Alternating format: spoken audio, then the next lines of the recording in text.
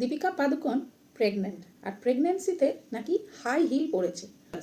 বলতে গেলে সে একটা ফিল্ম প্রমোশন করছে, তাকে তো ওইরকমভাবে প্রেজেন্ট হতেই হবে। আর সে খুব ভালো করেই জানে যে হাই হিলটা যদি আমি পরি তাহলে সেটা একটা কন্ট্রোভার্সির রূপ নেবে, তাতে আমার ফিল্ম প্রমোশনটা খুব ভালো হবে।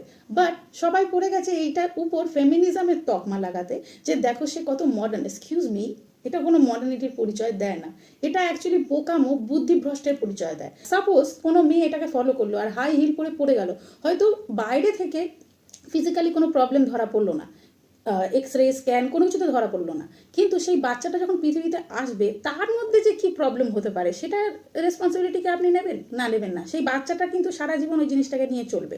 অনেক রকম মেন্টাল হ্যামারেজ হয় বাচ্চাদের ভিতরে হয়, সেটা আপনি দেখতেই পারবেন না।